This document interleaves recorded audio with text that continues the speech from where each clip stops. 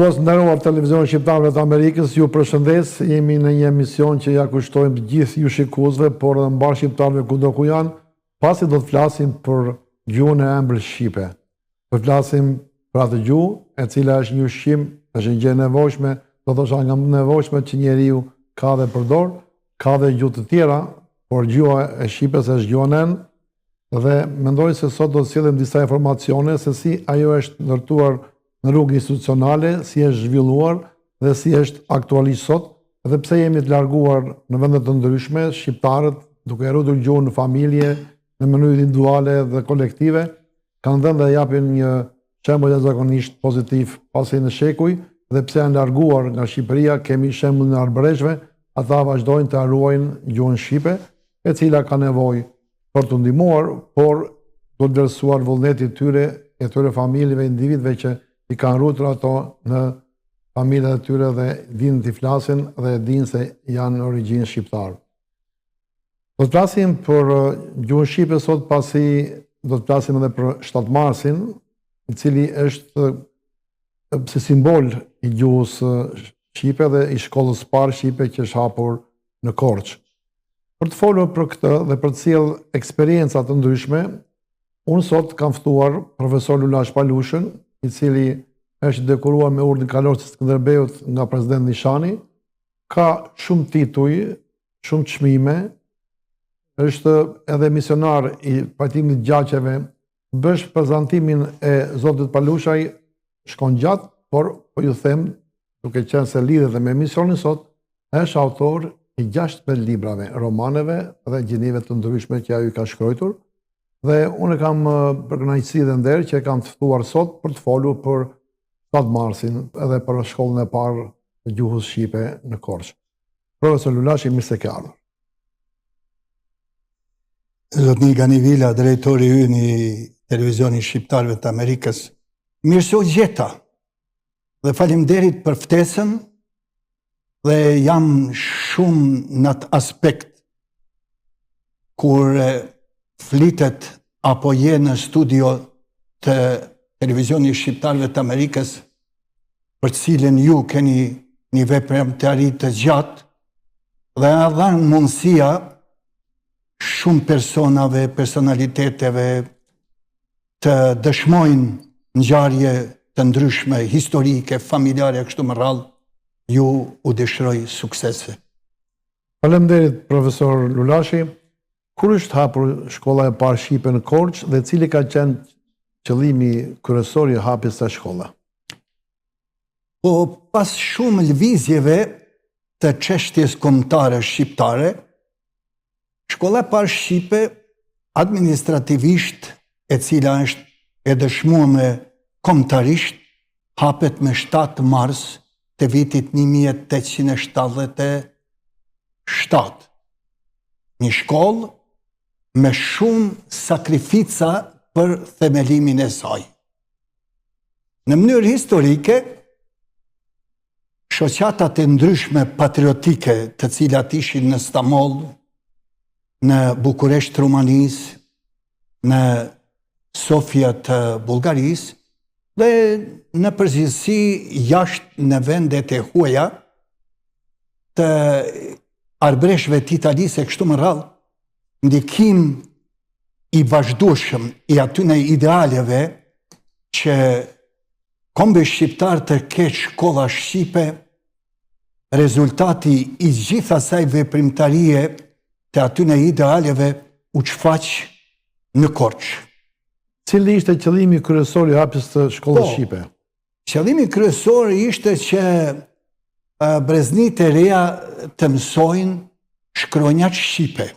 Dhe në përmes të këtij qëllimi, atëherë dihet se shkolla të mundson shumë dituni nga çdo lami, edhe të shkrimit, edhe të leximit, edhe të këndimit, të historisë, të gjeografisë, të çështjes historike kombëtare, të matematikës, pastaj të njohuri natyrës dhe gjeografisë e në fund edhe edukatës fizike të cilat i kishte si temë apo lan të mësimit shkolla në Korçë.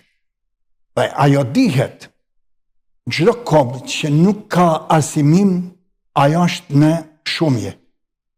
Çdo kombë që ka shkrim dhe lexim, dhe mësim në gjuhën e vet amnore, ajo ka jetë dhe histori të pavdekshme.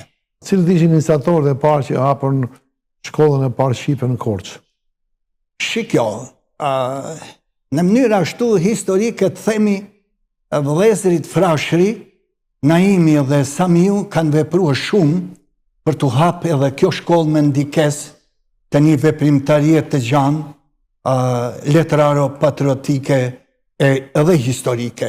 Në vitin 1885, pasi Naim Frashëri ishte në administratën turke të Stambollit, i shkruan letër Sultanit Abdul Mehmetit të dytë dhe kërkesa e tij për të hapë shkolla shqipe në Korçë ju lejue. Dhe kjo shkollë, ky lejim apo kjo leje shkoi dhe rezultoi në tek patriotët e mëdhenj si Pandeli Sotiri, pastaj Thomas Avrami, ma vonë ky Petronino Lurasi dhe me atë Avram Sinon e kështu. Shikjo, nuk ishte lehtë as pak të themelohej kjo shkollë. Dhe shikjue, rrethanat në të cilat është themelue duhet të ketë lavdat, guximi e atyne patriotëve që i përmendem, po dhe gjithë shoqatat të kështu ajo rrjedha e lëvizjes kombëtare. Numër 1, për të themeluar shkollën shqipe në vazhdimsi historikisht Perandoria Osmane ka qenë pengesa më e madhe për shkolla shqipe.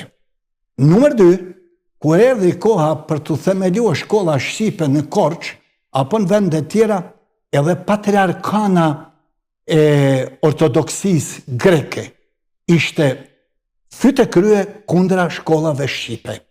Sepse aty kishte në Korçë ka pas minoritet grek, me atë patriarkanën e vetë, dhe në gjitha ato rrjedha që janë munduar të pengojnë guximi i këtyre që i përmenda unë, ata e kanë themeluar shkollën e parë, me këtë datë që krenojmë të gjithë, një ditë e madhe e mësuesit, dhe unë mund të quaj ndër ditët më madhështore historike, ku është jo vetëm themeli, ku është jo vetëm ditunia, ku është jo vetëm shkrimi dhe urojtja e shqipes, e shkrimi shqip dhe këti kombi, po marë në përgjithësi plus të shtojmë edhe asaj familje Qiriazi, ato janë ditë që ja kanë fillue me 35 nxënës.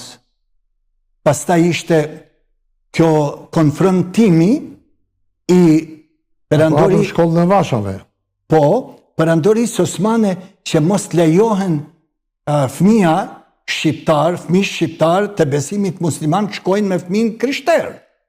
Dhe ajo për të thyer këtë akull dhe këtë bastion që janë mundua ata të pengojnë dhe të lanë grindje në atë kuptim të këta patriot dhe idealist të kombit shqiptar nuk u ka arrit suksesi as patriarkanës greke dhe as Perandorisë Osmane. Se shkolla e parë shqipe në Korçë ishte shkollë laike. Shkollë laike. Dhe du të thënë edhe për shikuesit që në Korçë nuk ka patur minoritet grek, por në kuadër të Vore e Pirit, ata duke dashur të marrin në zonën e Korçës, kanë pasur interes që të mos mësohet gjuha shqipe, por të vazhdojnë pjesërisht sipas mësimit të kishave në gjuhën greke. Për ta sqaruar. Ajo edhe historikisht dihet se ajo patriarkana e ortodoksisë në Stamboll në krye me grekët, vazhdimisht kanë qenë kundra arsimimit të botës shqiptare. Dhe shikjua në përgjithësi, në atë kohë, kjo është një shkollë që ju e thatë, një shkollë laike, e vume në baza të gjuhës pra alfabetit dhe shkrimi shqip, dhe në përgjithësi ato lamit cilat i përmenda pak më parë që janë zhvilluar në këtë shkollë. Alfabeti përdorëshe alfabeti latin, ai që miratuar në kongresin e manastirit. Po, Po, si pas mendimit tuaj, edhe si pas historisë që ka ndodhur, cili ka qenë roli i kësaj shkolle për nxitjen e ndjenjës kombëtare shqiptare tek brezat, mbasi shkolla është hapur dhe në vazhdimin e saj? po ajo ka vazhdue me atë reflektimin e vetë se këta qiriazi, familja, këta kryojnë edhe shkollën e mesme të vajzave aty në këtë qytet. Dhe ka ndikuar natyrisht në mënyrën ma pozitive që t'jetojnë edhe shkolla e t'hapen edhe shkolla tjera, por kanë qenë pengesat mëdha, sepse me 1912 shmos sërbet kanë ba në vazhdimësi deri me 1919 që mos t'hapen shkollat shqipe në Kosovë. Ajo ka qenë pengese madhe, me gjithë se e tonë, si të thush, ajo rrallë apo brezni për të kriju shkolla shqipe në Kosovë dhe kudo në pjesët tjera të Albanisë, ajo ishte një vazhdimësi edhe nga rilindja kombëtare po dhe ma parë. Dhe mos ta harrojmë edhe këtë, se është mirë për ta theksuar. Kudo që ka qenë një shkollë shqipe, në kuptimin fetaro gjuhësor, apo gjuhësor o fetar, kudo në përkisha shqipe me shtarët e devotshëm që kanë emën, kanë themelua shkolla për të mësua shkronjat dhe për ditë të lexojnë dhe të arsimohen. Ato janë datat hershme dhe bile janë të vitit 1621 këndej flitet për ato shkolla dhe ajo në mënyrë historike ka një rëndësi të veçantë se si ka ardhur krejt ai evolucion deri te shkolla e Korçës. Dhe unë e marrë këtë shkollën e Korçës dhe edhe shkolla tjera, por kjo është si kulminant që dihet se shkolla shqipe është themelua, ka datën e vetë 7 marsin dhe në çdo rrjell, edhe në Shkup, edhe kudo që janë bajt, ajo që e përmend ju në manastir, alfabetin latin. Po, janë shkruar me alfabetin latin shkrimet përpara, të autorëve të ndryshëm të rilinsve apo patriarkanëve apo profetënve shqiptar, po nga kongresi i manastirit me ato shkronja 36 shkronja, të 29 bashkëtingëllore dhe këto 7 zanore, atëherë janë themeluar me atë ortografi, do me thënë konsonantet dhambore, këto grykore tjera, janë themeluar me 2 shkronja, që kanë signalizu apo simbolizojnë një shkronjë të vetme. Pra, për shembull, konsonanti SH që është sh, apo DH që është dhe, dhambor, ato janë një simbol i një shkronje të një domethënie në një fjalë. Se du ta kuptojmë çështja që nuk e donin kombin shqiptar turqit edhe grekët, kjo shprehet tek shkolla. Se në vitin 1902 shkolla u mbyll edhe e kthyen në Burg Turqia shkollën. Edhe aty futi dhe mësuesat që ishin në shkollë i futi në Burg. Në vitin 1913 pastaj e marrin grekët dhe nga viti 1916 dhe kthej pastaj vazhdon përsëri ajo që është e hapur dhe është në shërbim të qytetit dhe të shumë personave tjerë që vinin në shkollë. Po, për 15 vjetë veprimi, pas 15 vjetëve aja është mbyllë si thatë ju. Dhe këto shkolla janë ringjallë nga Austro-Hungaria ma vonë. Nga Austro-Hungaria kom fjallën në Kosovë, në Malësit Male, në Shkodër e kështu në disa vende tjera. Dhe ajo është viti 1915-16, por edhe atëherë kur Austro-Hungaria luftën në Kosovë nga serbët rishtazi i mbyllin ato shkolla shqipe. Dhe këto shkolla shqipe ma vonë janë hap pasi Kosova ka jetue vetëm atë pavarësi që përmendja nga Austro-Hungaria.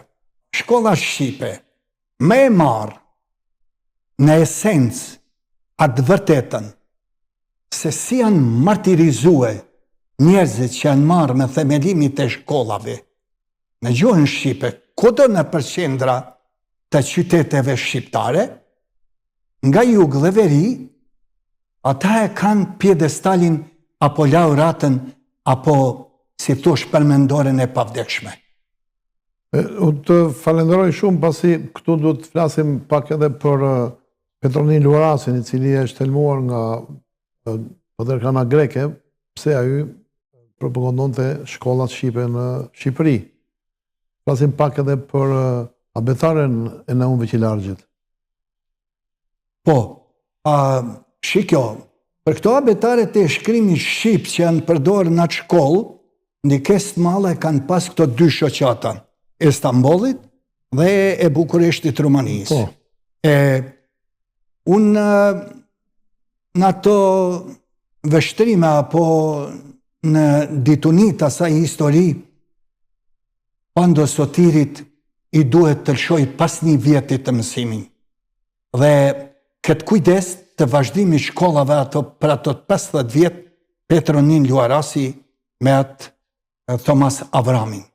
Edhe në qina që ishte? Po, dhe mos harrohet edhe një që është për t'i dhanë lavdatën gjithmonë, të lirosh shtëpin e vetë për mësimin dhe hapje në shkollës shqipe si ka vepruaj Terpo, ai Diamant Terpo, ai është një gur i pavdekshëm në këtë kuptim. Janë veprime që sot mungojnë. Janë iniciativa që sot mungojnë në shoqërinë shqiptare. Mos të harrojmë se sot ajo shkolla në Korç, ajo shkolla e parë, pra mësonjtoria e Korçës, është kthyer në muzeum dhe në atë mënyrë kronologjike aty janë të rendituna edhe fotografit ndryshme dhe librat ndryshme dhe alfabeti ndryshme dhe kështu me radhë, që jep një pasqyrë të asaj jetet aty në viteve. Po, si sot arsimi, profesor, duke e marrë në zhvillime sipër? Pra, si rezultat i hapjes së shkollës në 1887, e sot jemi në 2025, flas për botën shqiptare, për në Shqipëri, me aq njohuri sa kini ju, pasi juve kini botuar 16 libra dhe mendoj se të 16 i kini shtypur në shkolla shqiptare. Edhe ju e njihni gjuhën shqipe, njihni se si është sot arsimi në Shqipëri. Pastaj do të flasim për zonën nga vini juve nga Malësia e Madhe, që unë e quaj Pëllem e Thesar.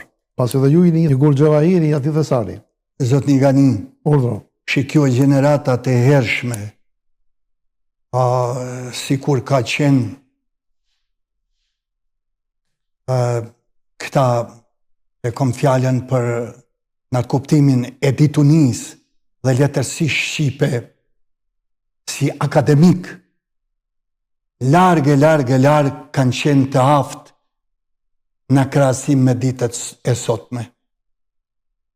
Edhe duhet të themi të vërtetën, ata kanë qenë njerëz të universiteteve të Italisë, edhe të Greqisë, po dhe Stambollit, po dhe vendeve tjera, Bulgari, Rumani. Pa tjetër, Rumani, Bulgari e kështu me radhë, edhe ma vonë edhe të Moskës e kështu se shikjue atë ditunin e tyne me sa gjuhë tuja kanë ditë ata, i kanë vunë veprim themelet në mënyrë shkencore, linguistike, historike dhe akademike. Unë nuk e mohoj, as kisha për të mohue për të bani krahasim ditët e atëhershme dhe ditët e sotme. Edhe sot ka njerëz të arsimuam, njerëz të palodhun në kuptimin e arsimin dhe angazhimit të aftësive të veta për edukimin e breznive dhe në kontekstin e kësaj, po e them që është mas e vërtet. Po mos të arsimohen brezat e ri dhe mos afsojnë brezat e ri, në për çdo lami të jetës nuk ka shtet, se mbi bazën e arsimimit dhe shkollimit breznive të reja krijohen njerëz profileve të ndryshme, qoftë politikës, ekonomisë, ditunisë, shëndetësisë, bujqësisë, mënyrë agrare e tjera, dhe breznitë e afta në këtë kuptim, ato udhëheqin shtetin. Dhe shikjues sot, se mirë bane që ma bane këtë pyetje. Zotin nga një, të më mirë kuptojnë shikjuesit, apo teleshikjuesit. Unë si mësimdhënës i gjuhës shqipe, ku kam nxënës gjokën, palin, ndreun, Ramadanin, Ramazanin dhe Hajdarin. Nuk është nevojshme unë në shkollë, shkoj dhe të bëj kryq e të lutem para nxënësve. Unë aty e kam detyrën me spjegoj gjuhën shqipe, të spjegoj letërsinë, teorinë e letërsisë, sintaks, morfologji dhe ma parë fonetikën. Dhe kam fjalën edhe të 2 besimeve, apo 3 besimeve. Besimi zhvillohet në kish. Pse jo? Shkoj t'i lutet Zotit për hirin e vetë. Shkoj në xhami, pa tjetër.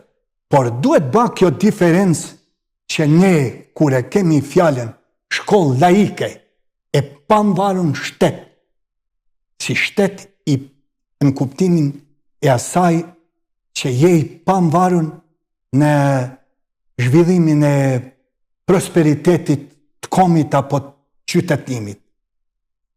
Shikjues sot,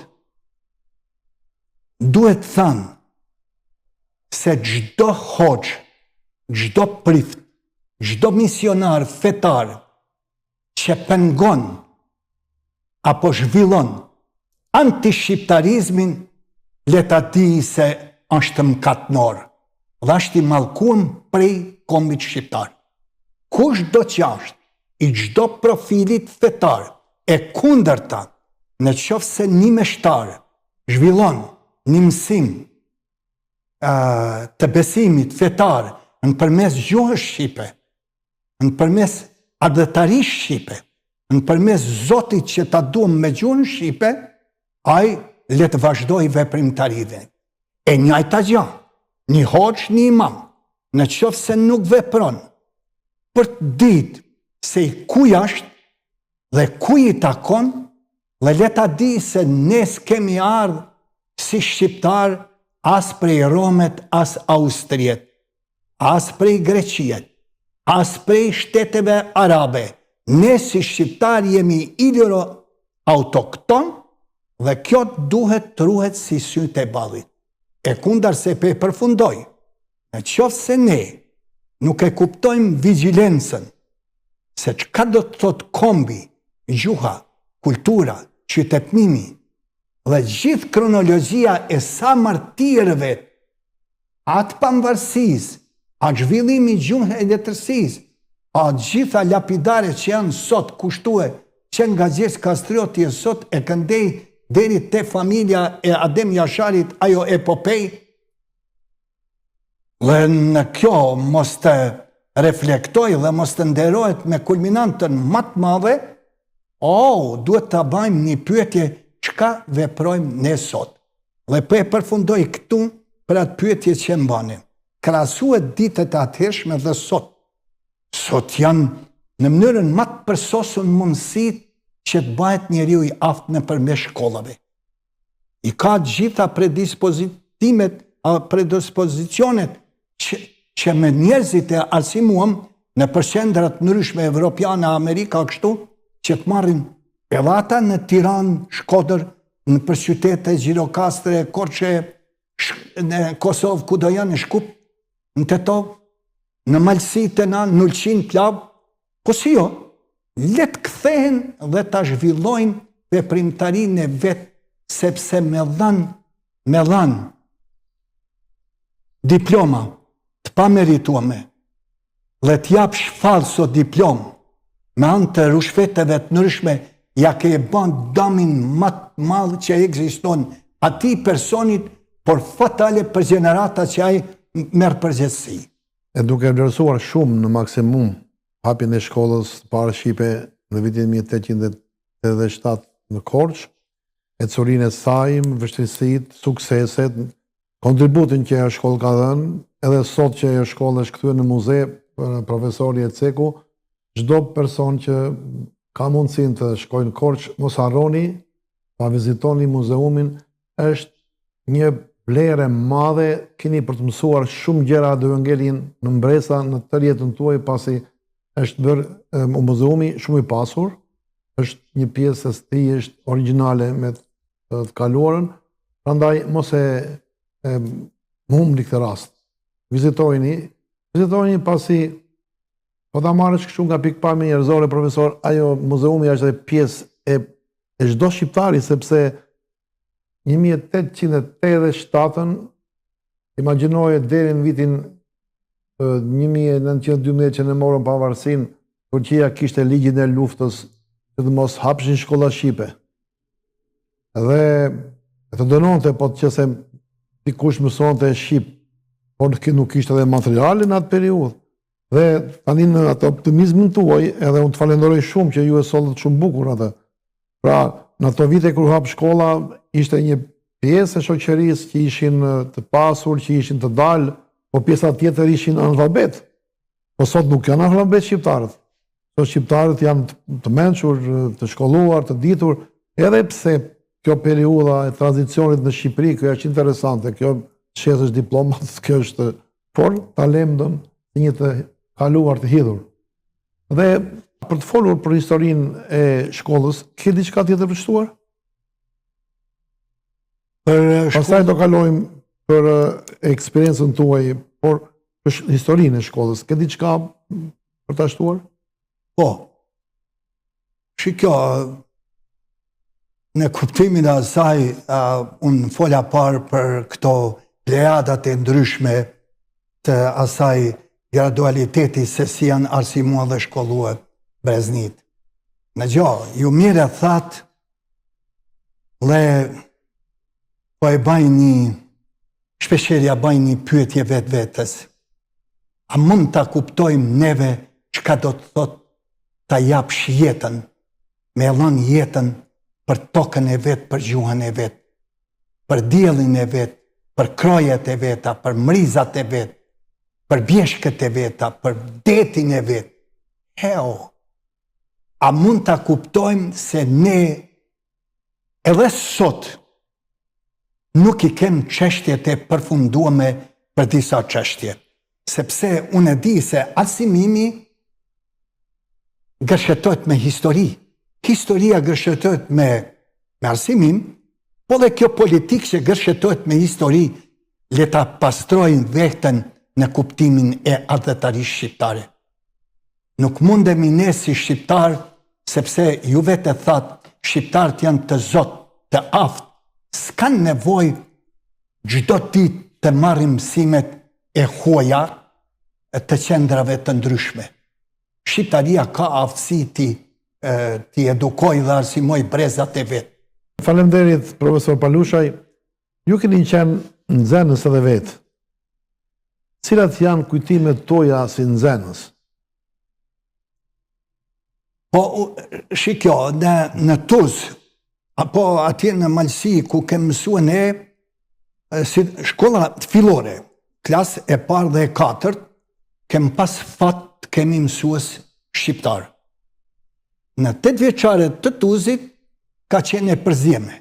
Edhe shqiptar, edhe malazes, natyrisht se nxënësit të cilët nuk e din një gjuhë të huaj të tjetrit kom, nuk mund të thonë se kanë marrë aftësi, por unë e pata fatin, shkoj në Shkup, kem qenë 6 normalist nga Malësia Madhe, ku pata një knasi shpirtit, lumtuni, që e mendoj edhe sot e aq më thellë.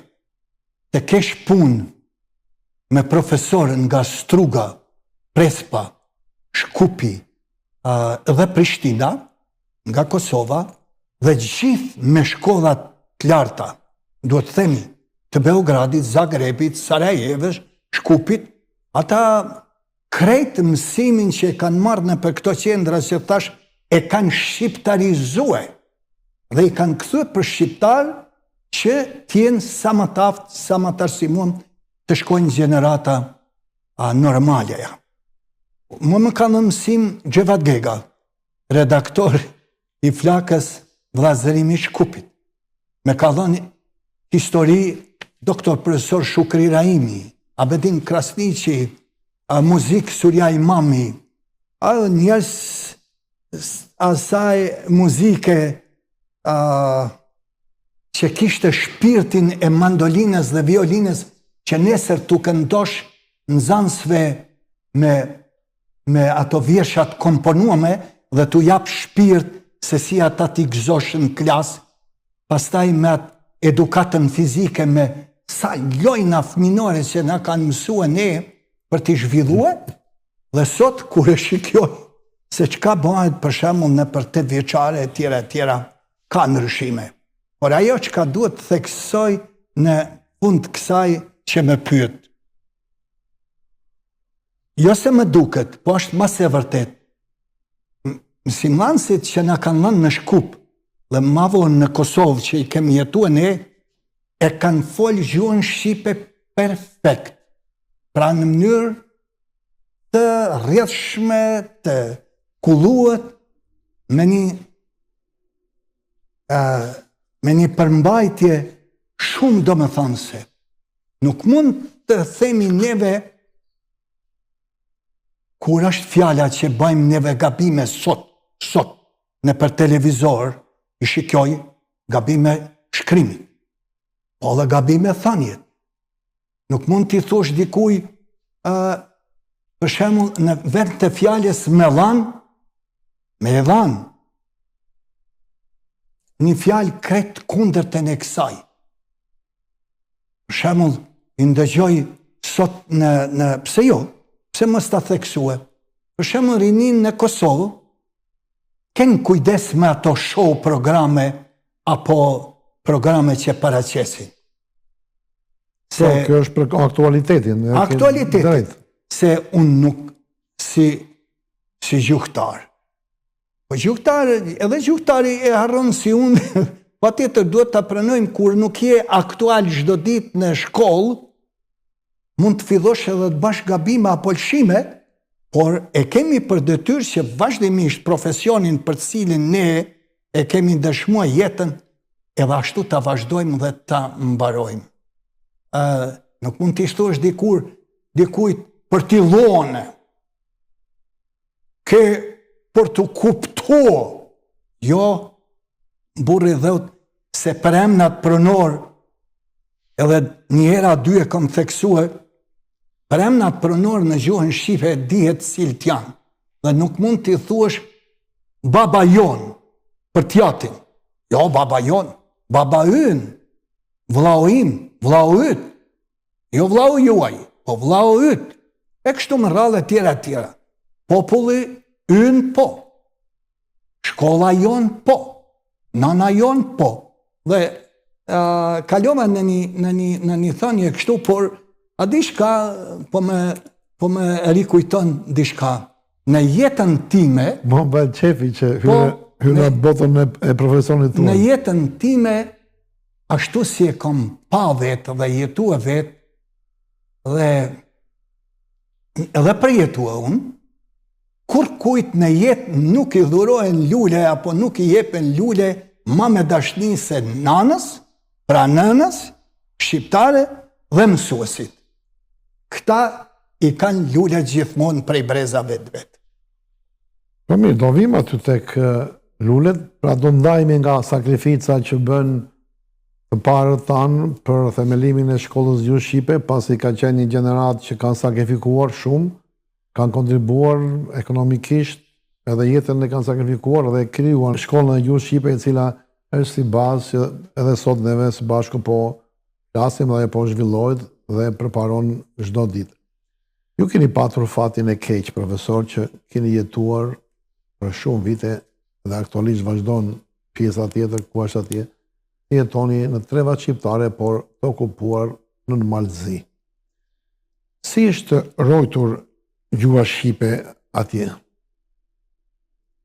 Falenderua popullsisë Malësisë madhe, pra unë e kom fjallën Malësi e madhe, thot, dikush më ka thënë një ditë, Malësia, ajo ane i kufinit, Malësia mrena kufinit shqiptarisë, pra Shqipnisë. Për te vetë, e jo vetëm për te vetë, po me mia, ajo është një Malësie pandame, Malësia e madhe, me 7 bajraqe. Dhe si e kemi jetuar në shkollimin atje. Para meje, ata që na kanë dhënë mësim, Kryesisht bëhet fjala për gjuhën shqipe. po, ata që na kanë dhënë ne mësim, fat kanë pas që të mësojnë disa kurse në Kosovë, në Gjakov edhe në Prishtinë. Pastaj, ajo gjenerata, po ashtu para meje, mësuesin e kanë marrë në Prishtinë. Pra për mësues janë shkollua dhe kanë përfundua e kanë krye në Prishtinë, kryesisht në Prishtinë, po edhe ata ma vonë ajo gjenerata ime në Shkup, Prizren e kështu më radhë. Gjuha shqipe në Malësi. Unë të tregova, edhe është fatlume shumë, që populata ka qenë kam ngulse për të pa shkolla shqipe. Nuk duhet të jem i tepruam para shikuesve. Ja kanë pas fillue me 45 posa ka mbarua lufta e dytë botnore. Sidomos në vitet 55, një agitatur kundra shkollave shqipe në Plavgusi, në Malësi, ku e përmenda dhe Krajulqin. Dhe ata letjen atje, ata emna i din malësor, nuk i përfillin me kurfar admirimi, por admirimin e madh dhe kam ngull se ka populata që nuk ka lejuar ndryshe vetëm shkollat shqipe. Dhe shkollat shqipe kanë ekzistuar në për këto bajraqe, në për gati gjitha katune, ato fshatra, falenderua numrit popullatës që ishin në atë kohë malësorët në Malësinë e madhe. Edhe Tuzi, edhe Vuksalekaj, pastaj në Skorraq, atje, nalt në kronin e Trabojinit, shkolla në Drume, këto e në shkolla fillore, e kom fjallën, pastaj knej në Grud, në Selisht, në Priftën, në ajo zbashkut Priftën Pikal, ma vonë knej në paralelisht në Dinosh ishte, dhe Trieshin Alt e Koja i kanë pas këto shkolla shqipe, falenderua me mësues shqiptar. Profesor Alushaj, po ju e festonit 7 marsin gjatë asaj periudhë të thershme? Shumë mirë që po më pyet kështu. 7 marsi, përveç 30 vitet e knej, se asnjëherë tek neve mos me keq kuptojnë sepse e kom jetua unë. 7 marsi si ditë e mësuesit në mënyrë kështu masovike, a mënyrë kolegiale, për të vunë do një lullë në truez dhe të bashkojmë i t'i urojmë një një tjetër ditën e mësuesit, ajo mund të keq qenë në mënyrë individuale. Individualisht, kun nëj entuziast, urime, por jo kështu në media a mënyrë të organizuame jo. Këtë datë të kësaj mësuesie në pjesën e madhe apo ashtu vendimtare e ka zëvendësua dita e shkollës. Pra, ajo që kanë Kur ishte dita e shkollës? Dita e shkollës, për shembull shkolla 8 vjeçare e Tuzit, shkolla Mahmut Lekić. Ajo ditë e këtij partizanit është organizuar atje me aktivitete të ndryshme apo Si ka emrin ajo shkolla? Mahmut Lekić. Po. Po. Dhe ajo në Arzë dhe sot jedinstvo. Ne kemi folur një herë përpara së bashku edhe për emrin e shkollës të Hotit, që është akoma me termin e vjetër, këto nuk e di.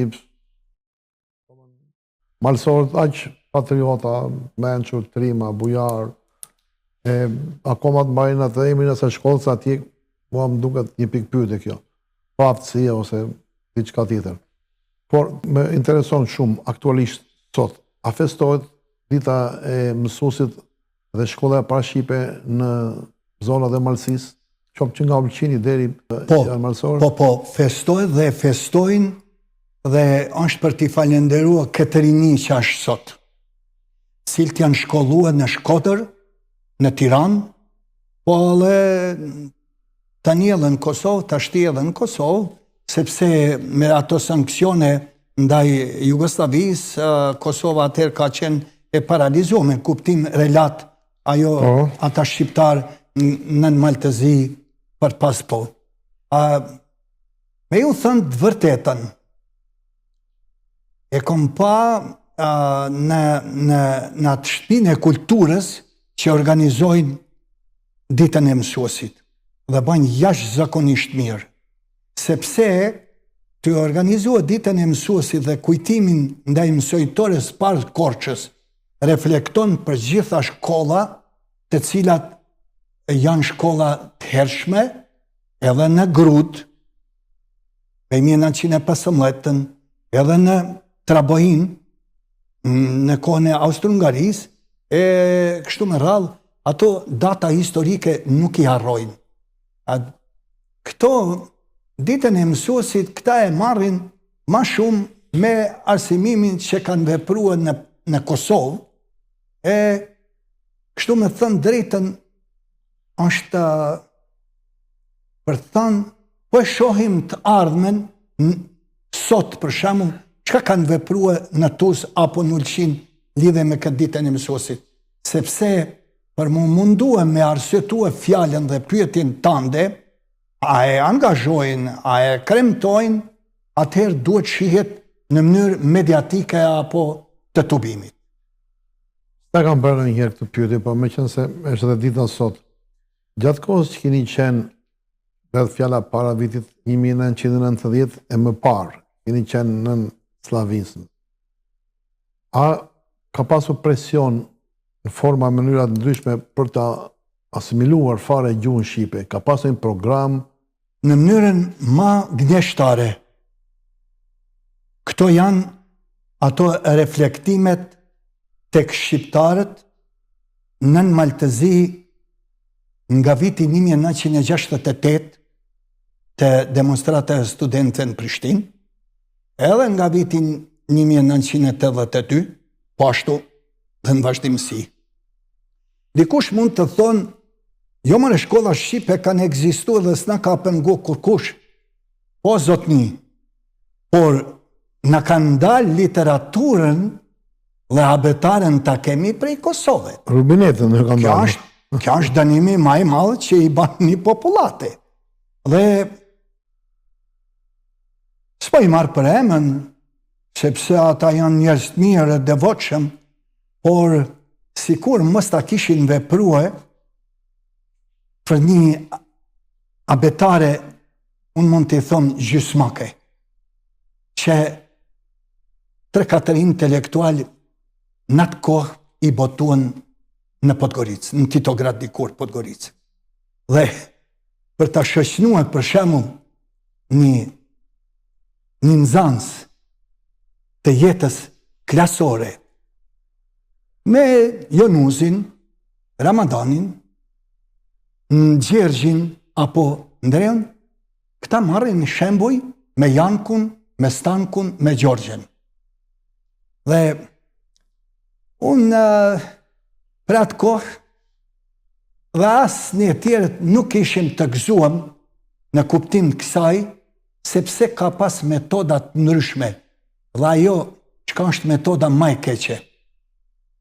E të ma marrën si të duen, por çdo gjuhëtar që ka qenë gjuhëtar dhe historian, kanë qenë në vështrim të UDV-s.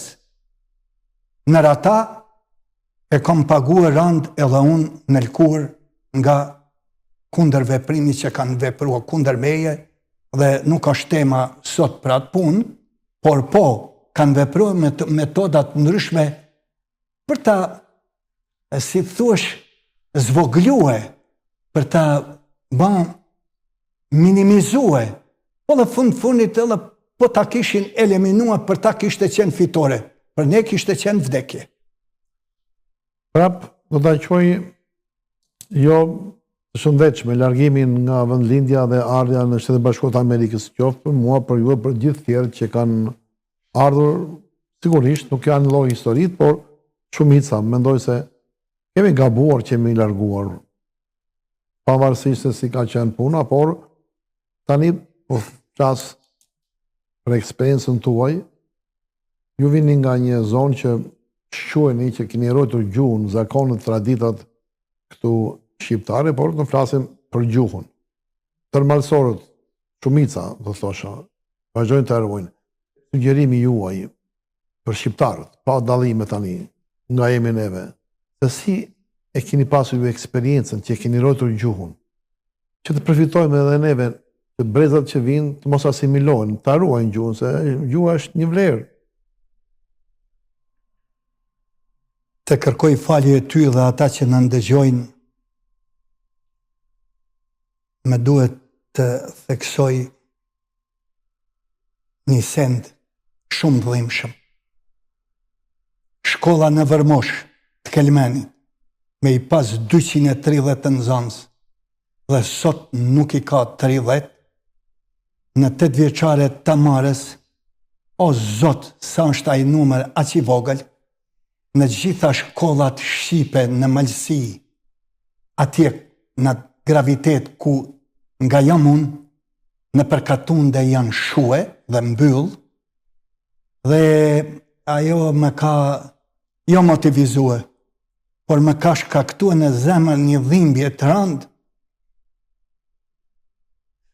kur e kam shkruar një vepër të fundit, ka vojtë o Malësi e madhe, ka vete shqiptar. Dhe ana e Shqipnis, kështu pe flas, sepse shqiptarët në Kosovë e kuptojnë fort mirë tragedin se çka u ka ndodhur. Por kush mund të na ndalë ne Zot, apo të na afroj me zemër, me dorë, me mendje, me sy, bashkë të jemi një unitet, Tirana, Prishtina dhe ato qendra shkollore. Për të jetue dhe mos tu zvenit, a mos tu të zbeje jeta e shkollimit në ato treva nga jam unë. Po shikjue panorët në Malësit madhe nga mvaret shkolla, sepse nga numri i nxënësve krijohet edhe shkolla. Unë ta përmend, mos ta përsëris. Gjitha ato katunde pa shkollë sot, dhe kanë met si një qerdhe në atë kuptimin e asaj të atyne dallandysheve, që as ato vetë nuk shkojnë atje të krijojnë qerdhen si dikur.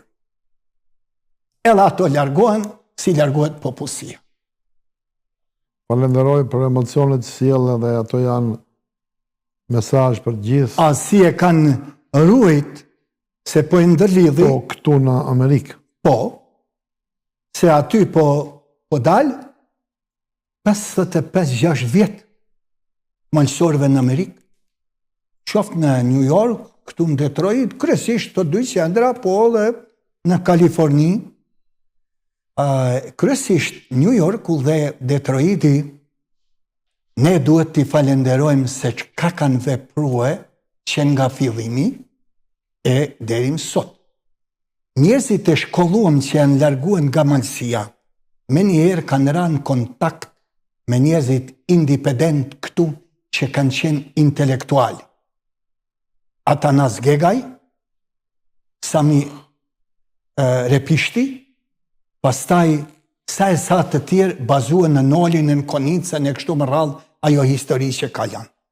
dhe janë mundu e kanë lanë edhe gazeta, shumë u kanë ndihmue zani Amerikës që kanë punue edhe malësor aty si Gjek Gjolekaja apo të tjerë, radioemisionet në gjuhën Shqipe, Gjon Lulgjuraj e kështu me radhë, se me siguri po gaboj që po përmend emna, po unë me admirim i përmendi ata që kanë sakrifikua kohë, e dhanë veprimtari të i lanë punë të veta personale i familjare.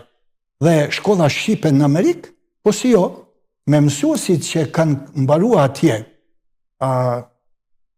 janë disa mësuesi dhe gjeneratës sime. E kisha, më falë, profesor, atë kam i pyetje të veçantë rolin e shkollave. Po. Që a lozin rol shkollat në komunitetin shqiptar. Por e kisha se si mruhet ajo në familje. Ndakord, se edhe këtu... Kenenat shqiptare. Këtu po e flasë. Urdhro.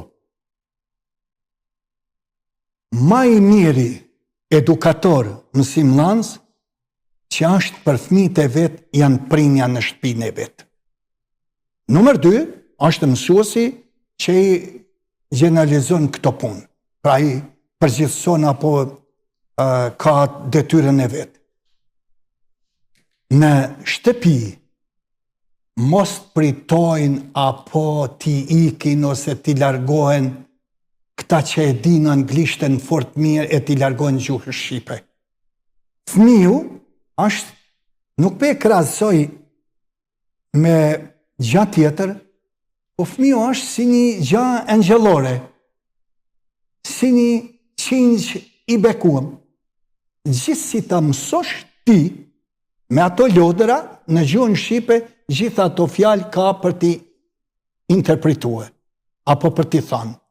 Në qoftë se i thue për pallton setrën, apo këmishën, apo këpucët, veshët, pamjet fizike të trupit njeriut, gishta, thoj, e tjera, a i ka për t'i ruajt e për t'i mësue.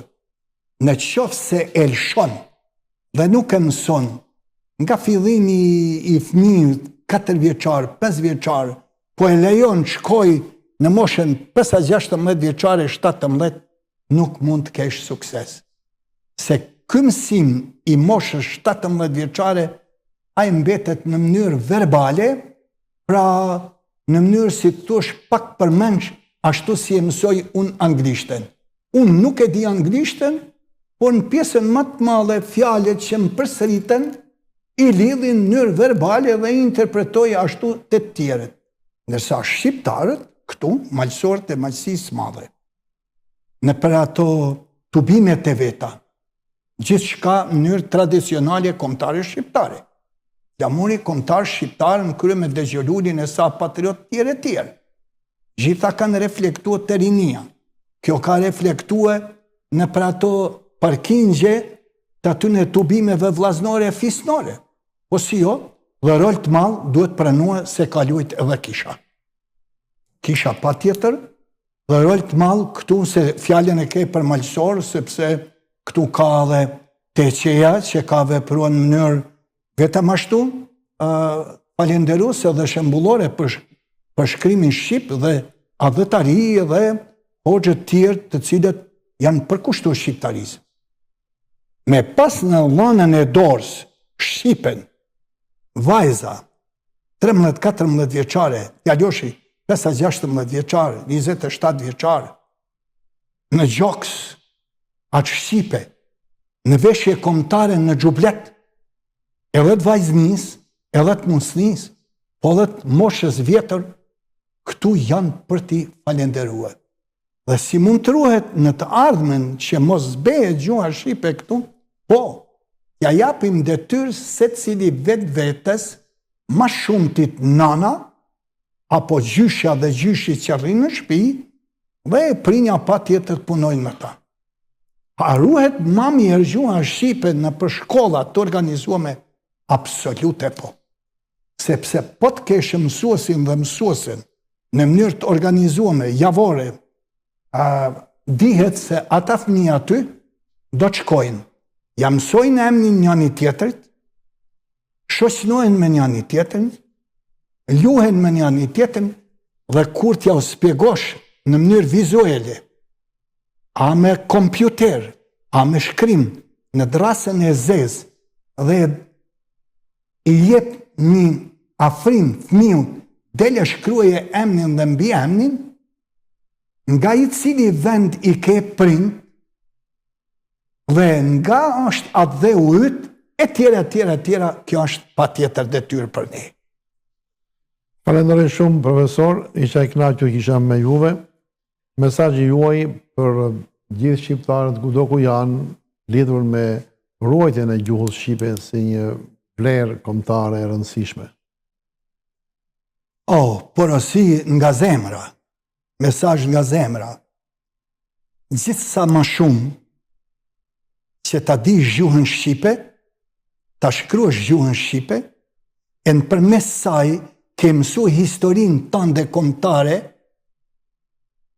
gjuhësore, kulturore, historike, gjeografike, me gjitha ato elemente, aq më kënaqësi ke në shpirt. Le ta dinë secili se është mallështi, dinitet, ti thuash dikuj se jam shqiptar. Me një gjuhë 3-4 vjeçare iliro trakase, dhe ata që ne kanë asgjasua ose si të thuash janë mundue me na zhduk ne si iliro shqiptar, pelazgët që ishte burimi i kësaj që ka po flas vet, po ku ka ma krenari? Ku ka ma krenari se t'jesh shqiptar e t'folsh e t'jesh i mburën me Gjes Kastriotin Skënderbej që unë i son ku do janë shqiptarët? Ku ka ma krenari se ajo shqipojnë që në përgjitha podiume shqiptare i entuziazmon në këngë, në festivale, në lojna sportive, në valle e kështu me radhë, dhe kur kun nuk i sheh shqiptarët ma të bashkuam se në për këto evente që ka po flasë. Dhe për shqiptar, dhe për shqiptari, unë e thash, kush vepron që je aq ka je, dhe nuk mundosh me u tjetërsue e me hum në një kulturë tjetër, me aprenu ati tjetrit ma shumë se vetë vetës, o zotni, ti e humbet, a e hum, a e tret, nanën e babën tanë. Dhe kur të humbash nanën dhe babën tanë, ti nuk djej kujt je bre burë. Nga një vila në përmes të televizioneve shqiptare që ka kom djekun në Amerikë këtu nga ju, mos me marrin për fjalë ndryshe, por falenderua ju dhe falenderua gjithë stafit tuaj dhe kushdo në stafet tjera, televizionet tjera, radio tjera, punon për shqiptari, duhet t'u jepet fjala. Unë pe përfundoj këtu. Shqiptarët mos bazohen absolutisht në grindje politike. Jo, sepse një shqiptar që përfaqëson kombin e vet në politikë, në sferat jashtme, evropiane, kudon për kontinente, a i duhet tjetë njeriu maj pastër, maj kulluat, i sakt, i përpikt, dhe jetën e vetë tja përkushtoj ati popullit. Ndryshe, intereset e miliona të hollave që është smunje, ta shkatron shpirtin, mendjen, ta shkatron qëndrimin, të largon prej gjithë kuj dhe mbetesh i vetmuam pse ke ti një luks të jetës dhe në fundit çka ke thënë dhe për e përfundoj këtu. 2 metra dhe në fund për njeriu. Dhe ato 2 metra le të mbesin lule diell me gjuhën shqipe dhe për shqiptari dhe të pushoj në paq ashtu si duhet me nëshmenin më të madhe. Shqiptar jemi, si shqiptar duhet vazhdojmë dhe shqiptar të nënderojmë njëni tjetrin në kuptimin edhe fetar, pa tjetër edhe kuptimin e çdo lamie tjetës. Faleminderit shumë. Shumë faleminderit, profesor Palushaj, që ishim së bashku. Ju falenderoj për informacionet sotët, për mesazhet, gjithashtu për gjitha këshillat që dhatë në këtë bisedë. Dhe me shpresë që të shikojmë edhe në emisionet e tjera së bashku, e të falenderoj dhe në emër të shikuesve. Tash po më bën me qesh, më ka ardhur koha me nga bosh e kom fjallë. Mos fol për gjëra që i ka Zoti në dorë. Shikues nderuar, ju falenderoj dhe për vëmendjen dhe miru pafshim në emisionin e radhës me të ftuar të tjerë dhe do të thosha gjitha këto që profesor Lulash Palusha i solli dhe këshillat tjera të cilat ju dhe vetë dini, vazhdoni të ruani gjuhën shqipe, ta flisni në familje, ta ruani atë si një vlerë të madhe, një pasuri, dhe është një gjë që Zoti na e ka dhuruar e ne do ta mbajmë. Mirupafshim në emisionin e radhës. Mirupafshim, profesor. Faleminderit. Falenderoj shumë.